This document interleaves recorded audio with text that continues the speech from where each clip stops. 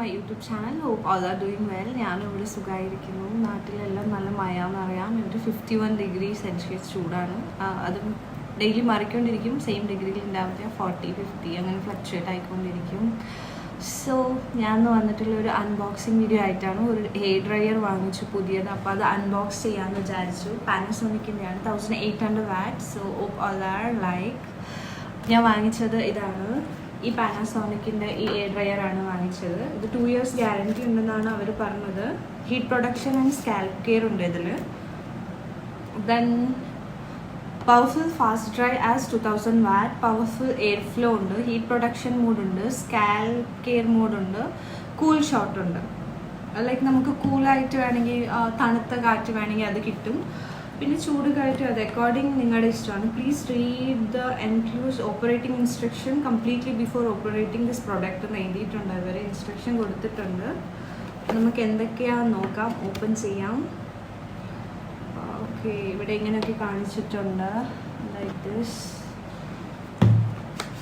Open ചെയ്ത് നോക്കാം. Like open ചെയ്യുമ്പോൾ അവരാദ്യം ഇങ്ങനെ ഒരു ലെറ്റർ എന്തോ ഉണ്ട് നോക്കാം. Manufacture Panasonic Corporation 1006 Colombo, Moscow. Imported Panasonic Marketing Middle East and South Africa, FZD, Jabil Ali, Dubai, United Arab Emirates എന്നുണ്ട്. അതെന്തോ അവരെവിടെ മാനുഫാക്ചർ ചെയ്യുന്ന അങ്ങനെ എന്തോ ആണ്. സോ ഇത് അവരുടെ എന്തോ ഓപ്പറേറ്റിംഗ് ഇൻസ്ട്രക്ഷൻസ് എയർ ഡ്രയർ. അവരുടെ കുറേ എന്തൊക്കെ ഒരു ബുക്ക്ലെറ്റോ അല്ലെങ്കിൽ ഒരു ബുക്ക് കൊടുത്തിട്ടുണ്ട്. ചെറുതായിട്ട് വായിച്ചു നോക്കാൻ. ദെൻ ലെറ്റ്സ് ഓപ്പൺ ആ ഡ്രയർ. എന്നെ പഴയത് പൊട്ടിപ്പോയി. അതുകൊണ്ടാണ് ഞാൻ പുതിയത് വാങ്ങിച്ചത്. ഞാൻ എപ്പോഴും യൂസ് ചെയ്യില്ല കേട്ടോ. ബിക്കോസ് എപ്പോഴും ഇവിടെ വാട്ടർ ഓൾറെഡി നല്ലതല്ല. Hair full damage. പണ്ട് എനിക്ക് ഇത്രയും ഹെയർ ഉണ്ടായിരുന്നുള്ളൂ. അപ്പം ലൈക്ക് പെട്ടെന്ന് ഡ്രൈ ആവായിരുന്നു. ഇപ്പം പെട്ടെന്ന് ഡ്രൈ ആവില്ല. അപ്പം പുറത്തേക്ക് പോകുമ്പോൾ പെട്ടെന്ന് ഡ്രൈ ആകണമെങ്കിൽ ഹെയർ ഡ്രയർ വേണം. മോർണിംഗ് ഞാൻ ഹെയർ വാഷ് ചെയ്യുന്നപ്പോഴൊക്കെയാണ് യൂസ് ചെയ്യുക. അല്ലെങ്കിൽ ഞാൻ നോർമലി അങ്ങനെയാണ് ഉണക്കാറ് സാധാരണ. സോ അതിങ്ങനെയാണ് വന്നിട്ടുള്ളത്. ഇപ്പം പിന്നെ ഇതൊക്കെ ചെയ്യാം. ഇത് പിന്നെ ഇതിങ്ങനെ ഫോൾഡബിൾ ആണ്. Travel friendly also. Fold open ചെയ്യാം ലൈക്ക് ദിസ്. ഓക്കെ, ഇവിടെ ഫാൻ ഉണ്ട്, ഫാസ്റ്റ് ഉണ്ട്, നോർമൽ ഉണ്ട്. ഓക്കെ, ഇവിടെ പ്രസ് ചെയ്താല ഫാൻ വരിക. അതുകൊണ്ട് ഇവിടെ ഫാനിൻ്റെ ഒരു സിമ്പിൾ കൊടുത്തിട്ടുണ്ട് അവർ. ഓക്കെ, 1800 വാട്ടാണിത്. 1800 watt. This one കൊള്ളാം. I like it. കുറച്ച് വെയിറ്റ് ഉണ്ട്. ഇത് വായിച്ചു നോക്കാം. ഇൻസ്ട്രക്ഷൻസ് വായിച്ചു നോക്കാം എന്തൊക്കെയാണ്.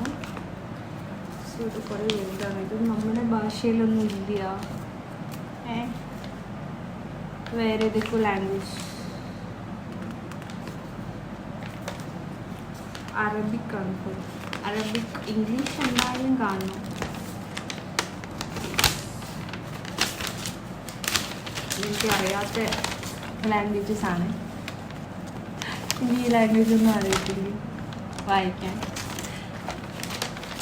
നമ്മുടെ ഇന്ത്യയിൽ നിന്നാണ് വാങ്ങിക്കണമെങ്കിൽ ലൈക്ക് ഹിന്ദി ഉണ്ടാവും, ഇംഗ്ലീഷ് അങ്ങനെയൊക്കെ ഉണ്ടാവും. ഇവിടെ മിക്കതും വേറെ ലാംഗ്വേജ്, അറബിക്കോ പിന്നെ വേറെ ലാംഗ്വേജിലാണ് ഉണ്ടാവുക. ഇംഗ്ലീഷ് കാണണം, പക്ഷെ ഫൈൻഡ് ഇത്ര വേറെ ഇംഗ്ലീഷ് കണ്ടുപിടിക്കുക. I want to find it out. English എവിടെയാണ്? ചാണോ ബാണോ സംതിങ് ദേ റിട്ടൺ. ഇവിടെ എന്തോ എഴുതിയിട്ടുണ്ട്. എനിക്ക് വായിക്കാൻ അറിയാം. ലൈക്ക് ഇംഗ്ലീഷിൽ ലൈക്ക് അവരെ അറിയില്ല. എന്തൊക്കെയോ എഴുതിയിട്ടുണ്ട്, നമുക്ക് വായിക്കാൻ പറ്റില്ല. Yes, I find it. Back സൈഡിലാണ്.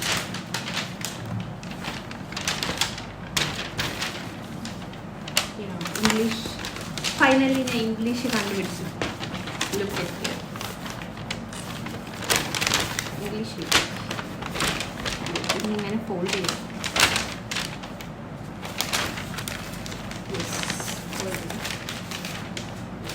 Okay, plug and cord. Do not use with cord bundles. Do not damage the cord or plug. Do not deface, modify, forcefully bend or pull the cord or plug. Also, do not place anything heavy on, twist or pinch the cord. Do not use when the plug or cord is damaged or odd. Do not wrap the cord tightly around the main body when storing. Do not store or use the cord in the twisted state. Disconnect the plug by holding onto it instead of pulling on the cord. Okay. Always ensure the appliance is operated on an electric power source matched to the rated voltage indicate on the appliance. Okay.